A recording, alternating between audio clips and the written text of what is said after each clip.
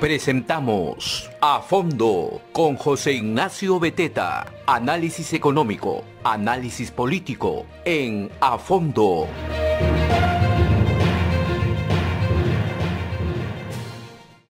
Soy José Ignacio Beteta, muchas gracias por estar nuevamente aquí en este programa A Fondo. El panorama se ha puesto ahora más empatado, más cerrado que hace unas semanas. Miren, las encuestas, queridos amigos de provincias, de regiones que nos escuchan, las encuestas son instrumentos, son herramientas, ¿no? Son métodos que tienen cierto margen de error, ustedes lo saben muy bien, porque fíjense, de una población de más o menos 24 millones de votantes, porque más o menos 23, 24 millones de peruanos votan, podrían votar potencialmente, fíjense que las encuestas le preguntan por quién votarían a más o menos 1.600 personas. Eso no es nadie, no es nada, parece poquísimo, ¿no es cierto? Pero utilizan estadísticamente un sistema por el cual, ¿no es cierto?, han separado, han segmentado a la población peruana, de tal manera que estas encuestas, aunque parece muy chiquito el número, pues son 1.200, 1.600 máximo personas, 1.000 personas, aunque el número parece muy chiquito, estas encuestas llegan a cada sector económico, a cada grupo de edades, a cada grupo de hombres, mujeres. Entonces, al final, aunque la muestra parece chiquita, cubren la totalidad, digamos, ¿no?, el conjunto de votantes, de potenciales votantes del país. Eso es estadística. Ustedes cuando sus hijos estudian en la universidad, casi todos los que tienen las carreras de ingeniería, economía, administración, tienen que llevar sus cursos de estadística. La estadística funciona así. Yo no necesito hacerle la entrevista a toda la gente, puedo agarrar una muestra, así se llama, una muestra, y de esa muestra yo puedo hacerme una idea de qué es lo que va a ocurrir. Las encuestadoras en los últimos años han tenido evidentemente errores y vacíos, porque en nuestro país es muy difícil de medir.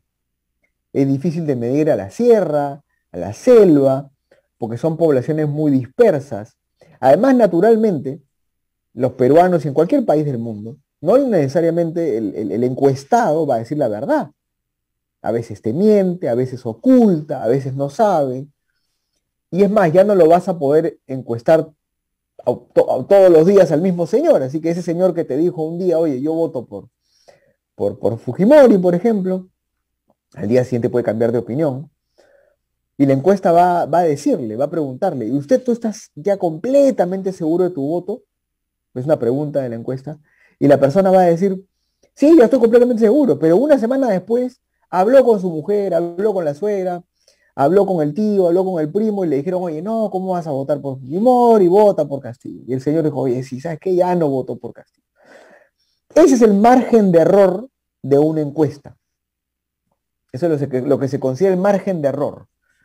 Porque tú llegas a una población más pequeña, tratas de cubrir todos los niveles, como les decía, por género, hombre, mujer, por edades, por sectores económicos, por regiones, norte, sur, centro, Lima. Pero aún así siempre se te escapan pues, los que no necesariamente van a decirte la verdad o después cambian de opinión, etcétera, etcétera. Bueno, la tendencia de las encuestas desde que empezó la segunda vuelta, amigos y amigas, ha sido que se ha ido empatando, empatando, empatando, empatando. La semana pasada parecía que Pedro Castillo levantaba un poco más y entonces Keiko se quedaba estancada. Sin embargo, ocurrió el debate técnico del domingo pasado y parece ser, todo apunta, a que sí efectivamente en el debate técnico, que es finalmente muy importante porque te muestra la gente que va a rodear a tu presidente. O sea, si tú ya tienes dudas de tu candidato a la presidencia, lo que no puede ocurrir es que tengas dudas de los asesores técnicos. Y en ese sentido, Perú Libre mostró una serie de falencias, errores, debilidades, ¿no? Porque los asesores técnicos, pues en verdad, valgan verdades, no dijeron absolutamente nada, nada. Salvo el señor Hernando Ceballos, que en temas de salud algún conocimiento tenía y la claridad de las cosas manejaba, Los demás asesores de verdad que dejaron mucho que desear. Pero hablando justamente de este tema de la salud de los peruanos y dejando al costado el tema de las encuestas, que han salido una el día de hoy tempranito, una de Datum, en donde ya la diferencia entre Pedro Castillo, que sigue primero, es ya prácticamente de un punto. ¿Eso qué significa? Que está dentro del margen de error, que es lo que les comentaba. O sea, ya están empatados técnicamente. Y la pequeña tendencia que se ha formado es que la señora Keiko Fujimori está subiendo y el señor Pedro Castillo está bajando. Es la primera vez en estas 7 semanas, 8 semanas de segunda vuelta, en las que el señor Pedro Castillo realmente ha bajado un poco y la señora Keiko Fujimori ha subido. ¿No? Habrá que ver cómo se manejan estos días, porque recuerden que este domingo en la noche, si no me equivoco, es el debate entre Keiko Fujimori y Pedro Castillo, directamente el debate. Y cada uno, literalmente, yo creo que se está jugando la vida en ese debate. Ese debate va a ser mucho más importante de lo que la gente piensa. Pero volviendo al tema de salud, que es un tema importantísimo y que, como les decía, en el debate técnico fue probablemente el más reñido, ¿no es cierto? Hemos querido invitar hoy día a Carla Cifuentes. Carla Cifuentes es una especialista en temas de políticas públicas, es una especialista en temas además de relación entre el sector privado y el Estado, y ahora es la directora ejecutiva de ANACAP, que es la Asociación Nacional de Cadenas, Farmacias y Boticas, si es que no me equivoco. Carla, ¿cómo estás? ¿Qué tal, José Ignacio? Buen día. ¿Cómo estás tú? Muy bien, qué gusto verte. Cuéntanos, a ver, ¿qué han visto ustedes desde el gremio de farmacias que tú diriges con respecto al tema de la situación de la salud de los peruanos? ¿Cuál es el diagnóstico, digamos, que tú podrías hacer para este tiempo que ha sido tan difícil, tan duro, ¿no? Sí, sí, es una pregunta bien, bien difícil de responder, José Ignacio, porque creo que lo que estamos viviendo todos los ciudadanos, todos los peruanos todavía sumergidos en esta crisis es que por todos los ángulos y aristas donde veamos el tema de la pandemia, los problemas persisten. Lamentablemente, de lo poco que se pudo aprender en la primera ola, creo que no estamos logrando aterrizar esos aprendizajes para que la población, finalmente, las personas, se sientan protegidas. De hecho, solamente para todo tu público que no necesariamente conoce a ANACAP, quiero resumir brevemente. Nosotros representamos a la Asociación de Cadenas de Boticas, que son las boticas que están agrupadas en el retail. Boticas Perú, Boticas Universal, Mifarma, Incafarma, Yodal y Farmadesa, que son las cadenas hoy más relevantes a nivel nacional. Tenemos una presencia de 2.400 locales a nivel nacional, más o menos. Y en el universo, en el mundo de las farmacias, somos estas 2.400 locales y además existen las farmacias independientes, solamente para hacer la diferencia conceptual. También existen los químicos farmacéuticos que tienen sus farmacias directamente con puerta a la calle, y estamos hablando ahí de más de 12.000 farmacias independientes. En total, nosotros somos en conjunto 15.000 farmacias agrupadas en el sector privado, y aparte están las prestaciones de farmacias o de dispensaciones de medicamentos que están a cargo del Estado a través de los hospitales y postas del Estado, ¿no? Entonces, solo para que nos ubiquen dentro del mapa general, a tu pregunta, nosotros lo primero que hemos estado identificando dentro de los indicadores y la demanda que ha habido en medicamentos y escuchando las preocupaciones de la gente, definitivamente es la falta de claridad en cómo asumir esta enfermedad, ¿no? Al principio se hizo una lista de medicamentos COVID, si mal no recuerdan, que recomendada por el Ministerio de Salud, en donde hubo un problema de abastecimiento real, no solamente por parte del Estado, sino también en el canal privado, porque evidentemente la pandemia nos expuso a una demanda muy alta, no prevista, por supuesto, en donde rápidamente el canal privado trató de abastecerse. Sin embargo, el canal privado hoy no tiene capacidad para atender a toda la población, por un lado. Y a toda la población me refiero a que solamente podemos atender al 20% de la población. La mayor parte de la población tiene una dependencia directa con el sistema de salud integral del Ministerio de Salud, del Estado. ¿Y esto por qué? Porque el 95% de la población está asegurada. Al estar asegurado, bajo la promesa de un servicio integral de salud y universal, debiéramos con nuestra receta médica poder ir a un abastecimiento público y pedir nuestra medicina. Y lo cierto es que Lo cierto es que hoy eso es difícil, es complicado, mucho más, no solamente en pandemia. ¿Se escucha bien mi audio? Sí, Porque no, sí, mis hijos perrunos están dando vueltas, entonces no quisiera que me se filtre el imaginé, sonido. Pero me bueno, imaginé. y lo cierto es que este problema que es estructural ya, no es un problema de hoy ni de este gobierno, es un problema que venimos arrastrando hace más de 30 años en el país, donde no Ujú. logramos que una persona, un ciudadano de a pie, con su seguro, logre tener todas sus medicinas. ¿Qué es lo que ocurre? Que en época de pandemia, evidentemente esto se empeora. La pandemia ha desvestido una realidad que creo que todos conocen, tú conoces mejor que nadie estas realidades de varios sectores, y lo cierto es que desde el canal privado, nuestro gran aprendizaje es, tenemos que poder trabajar juntos, Estado, privados y sociedad civil. O sea, no hay manera que hoy el Estado peruano pueda garantizar protección social y universalidad en la salud si no complementamos la labor entre estados privados y la sociedad civil. O sea, si me preguntas cuál es mi diagnóstico en este más de año y medio de pandemia, y hoy, con el contexto político que tenemos, definitivamente tenemos que trabajar de manera complementaria. Y a tu comentario inicial sobre el debate técnico, sinceramente, creo que ninguno de los candidatos está respondiendo hoy cómo vamos a hacer ese complemento. Pero más allá de quién salga elegido el 6 de junio, creo que tenemos que entender que la manera de hacer política pública para la gente tiene que ser pensada para la gente, no para fines políticos, sino para que la gente finalmente sienta que está recibiendo lo que debe recibir en sus servicios públicos. Y la salud es la prioridad. Sin salud y sin vida no hay un día siguiente. Entonces, el resumen que te puedo hacer es ese. Desde ANACAP estamos tratando de generar los lazos, los vínculos, los diálogos necesarios para poder cambiar esta manera de esta ineficiencia que existe hoy en la ciudadanía. Una persona no tiene que saber si el servicio es público, es privado, no tiene que verse impactada por eso, tiene que recibir lo que se le ofrece.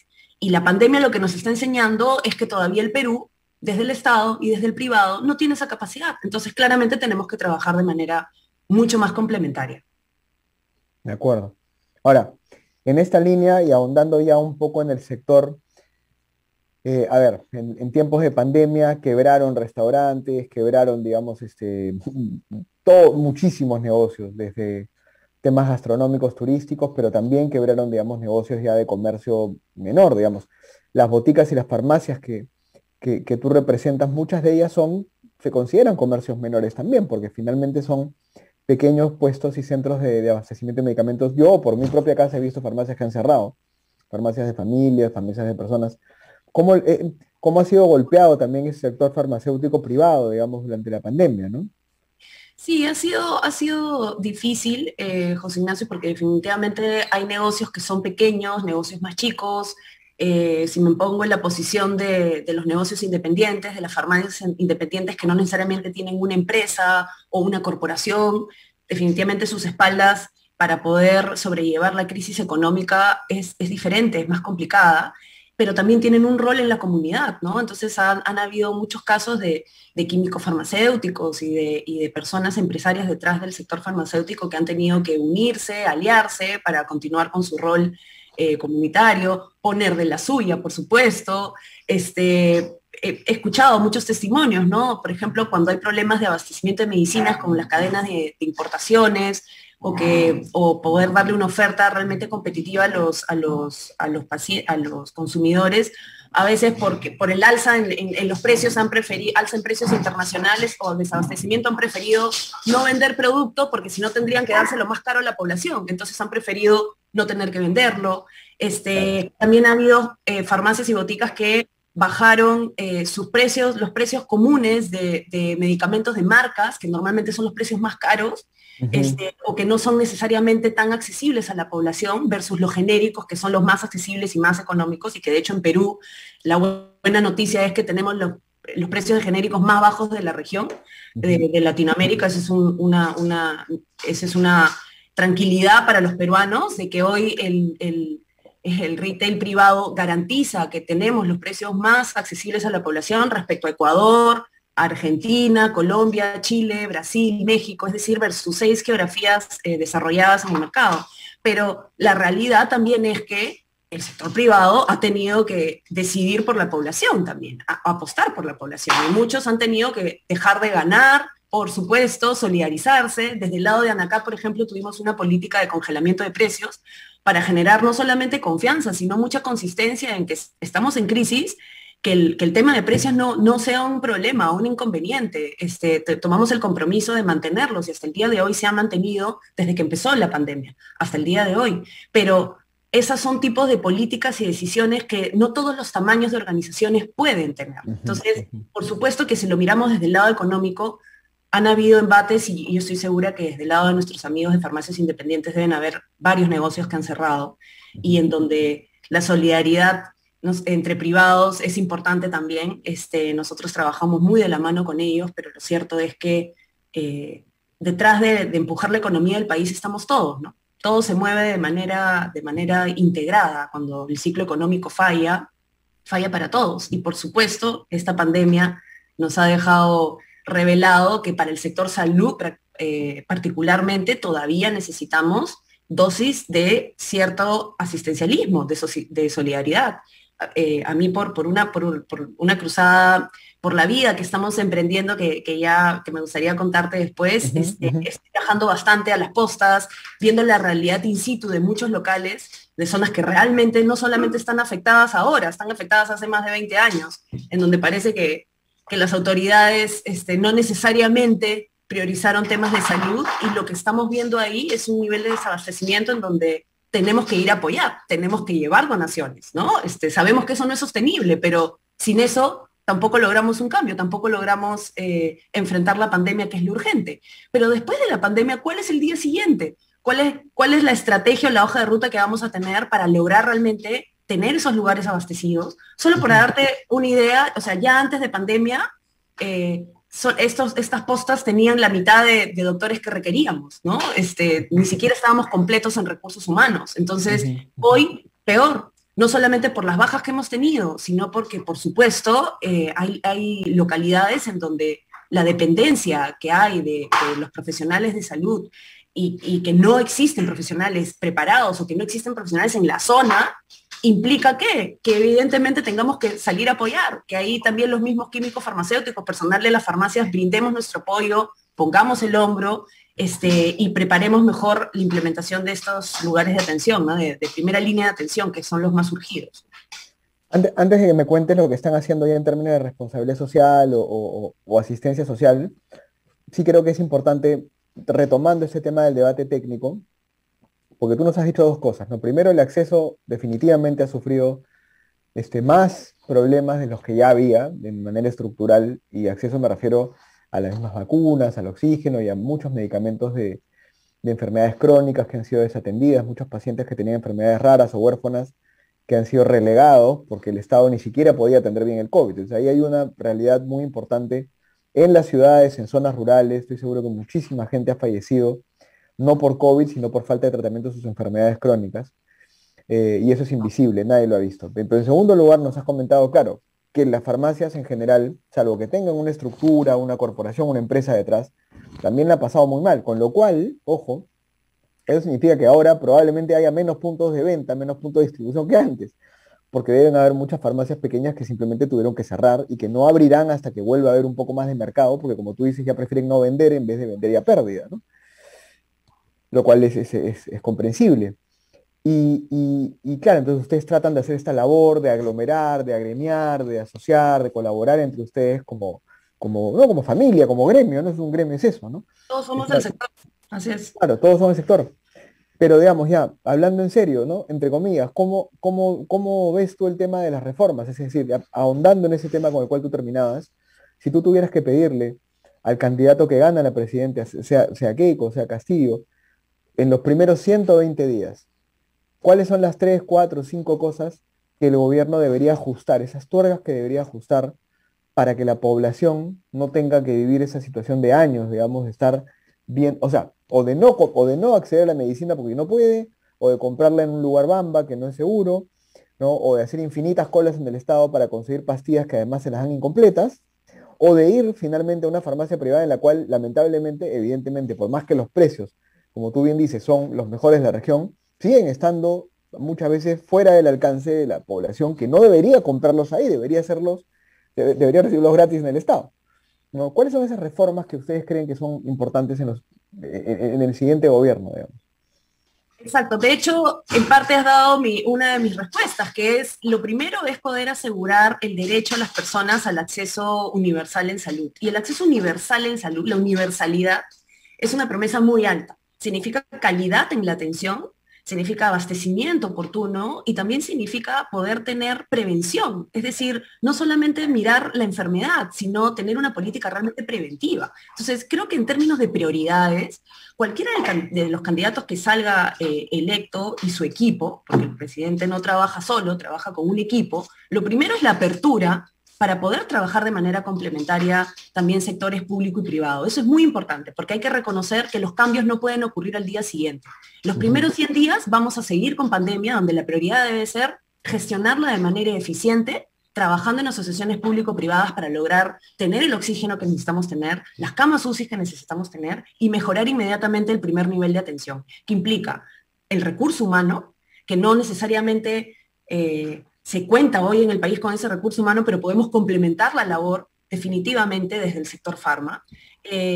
Segundo es la vacunación. Hasta ahora no estoy escuchando cómo vamos a vacunar masivamente al Perú. La buena noticia es que ya tenemos 60 millones de vacunas, pero todavía, sinceramente, no queda claro cuál va a ser ese proceso. Y ya empezaron las colas, ¿ah? Ya empezaron a amontonarse la gente.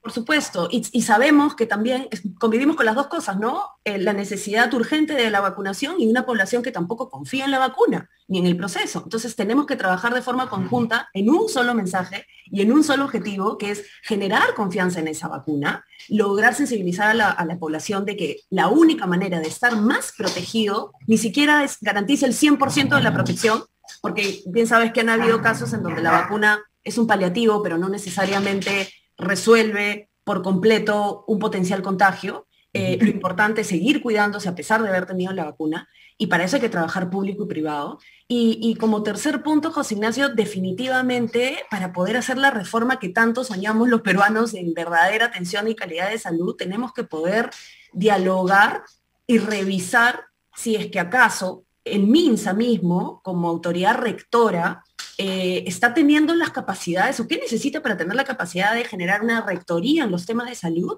pero poder ser más competitivo en la prestación de servicios. Y para eso vamos a tener que dejarnos los prejuicios de lado de trabajar con los privados se ve mal.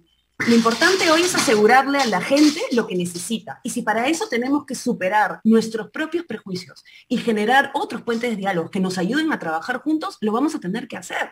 Las personas no pueden esperar más años viendo que los políticos se pongan de acuerdo. Los gremios y las asociaciones estamos para eso, somos un vehículo y un canal para lograr esas reformas, para que justamente en un marco de ética y en un marco de supervisión, de vigilancia social, podamos trabajar público-privado. Por supuesto, tenemos un nivel de corrupción y de baja institucional que haría que cualquiera de nosotros desconfíe de, uy, he estado trabajando con privado, cuidado, pero si logramos tener los candados correctos, organismos de supervisión fuertes, sociedad civil empoderada de verdad, y a un Congreso que realmente quiera trabajar para la gente haciendo el control político, ¿por qué no podemos hacerlo juntos? Lo importante es que las personas puedan escoger con libertad en dónde se quieren atender, con qué tipo de especialistas se pueden atender, a dónde recogen su medicina. Ahí, por ejemplo, farmacia vecina, que es un ejemplo que yo siempre repito, porque sinceramente es un muy buen modelo. Hoy lo tiene de salud y hasta el día de hoy me pregunto por qué no lo tenemos a nivel nacional. Si ya es un piloto y un diseño que ha demostrado que llega rápidamente a la gente a los pacientes crónicos, justamente, solo en Lima por ahora, pero ya los resultados son auspiciosos. Hay más de 30.000 asegurados atendidos, más de 120.000 recetas dispensadas, 90% de aceptación al programa. No digo que sea perfecto, siempre hay alguna queja, siempre hay algún error en el camino, pero vamos, o sea, como lineamiento general, Farmacia Vecina es uno de los programas que más acerca al ciudadano a su medicina en menos de 10 minutos, sin depender del Estado, que el Estado la tenga o no. Pero ese tipo de pilotos tenemos que hacerlos en otras regiones, en otras partes del Perú, en el trapecio ayacuchano, en el sur del país, en las mismas zonas periféricas de Lima, en donde ya ocurre, pero tenemos que empezar a montar ese nivel de escala, de prueba-error, para luego demostrar junto con el Estado que esto funciona y que con articulaciones público-privadas se puede ampliar. Entonces, a nosotros nos gustaría que ese sea un modelo para la vacunación, pero creo que detrás hay la sospecha, tengo la hipótesis de que ahí puede haber una solución para el abastecimiento de medicinas en general, En general. olvidándonos del COVID, sino en general. Y la tecnología es una palanca importante para eso. Entonces, sí, sería interesante, quedando menos de una semana para las votaciones, que los peruanos nos hagamos esa pregunta también, ¿no? O sea, ¿cuáles son las propuestas para superar la pandemia y para, en realidad, poder garantizarle salud universal a las personas? Y creo que, sinceramente, me gustaría escuchar más propuestas de articulación público-privada y todavía no las estamos escuchando. De acuerdo. Y finalmente, ya para ir terminando también un poco, cuéntanos un poquito ya rapidito, porque estamos con el tiempo, pero vemos qué están haciendo ya como gremio justamente en esta tarea de ayudar, de colaborar con la población. Sí, ahí yo invito a tu público a revisar nuestras plataformas, a Tu Salud News, a Tu Salud, perdón, y Salud News, que son las plataformas de comunicación digital que tenemos desde ANACAP, en donde estamos tratando de dar la divulgación y la ampliación del trabajo que venimos haciendo solidario, que realmente fue una iniciativa de Carlos Álvarez, del cómico Carlos Álvarez. Él tuvo COVID en febrero de este año. Sabemos que tuvo una experiencia bastante compleja con la enfermedad, en donde él tiene más de 30 años trabajando con diferentes organizaciones de base, dejando bastantes campañas de solidaridad ante desastres naturales, fenómeno del niño. Él es muy, muy proactivo y muy conocido. Cada vez que el país necesita ayuda, Carlos Álvarez siempre ha estado ahí adelante poniendo su granito de arena. Y en esta oportunidad nos pidió ayuda, nos convocó porque él propuso: quiero hacer una cruzada para ayudar a las postas, porque he visto de cerca el trabajo de médicos, enfermeras, asistentes, personal técnico.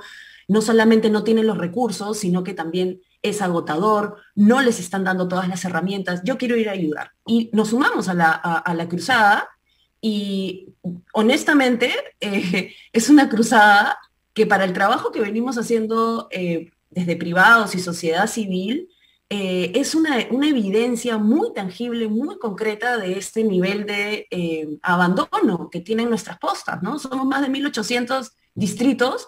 Calcula la cantidad de postas que hay en estos distritos, en donde, disculpa la simpleza, en zonas donde el diablo perdió el poncho, en donde no llega nadie, en donde los médicos que atienden ahí han perdido a sus familias, a sus hijos, y siguen en el frente de batalla, y no tienen equipos CPP, no tienen alcohol, les faltan sillas de rueda, camillas, no tienen nada. Y lo más duro de eso es que tampoco tienen el mensaje solidario y empático de: si hoy no tenemos las cosas, tranquilo, las vamos a ir teniendo. Pero el mensaje de preocupación por las personas que están ahí es algo que a nosotros nos choca, y que en cada viaje que hacemos los fines de semana para hacer nuestras entregas de donaciones, de solidaridad de, sí, los asociados de ANACAP, pero también están los empresarios locales, las agrícolas que donan mandarinas, naranjas para asegurar vitamina C para los pacientes, etc. Es la verdad que es muy gratificante trabajar en esta etapa de la Cruzada por la Vida. Queremos mantenerla incluso después de elecciones. Esperamos realmente poder lograr abrir un puente y un canal de conversación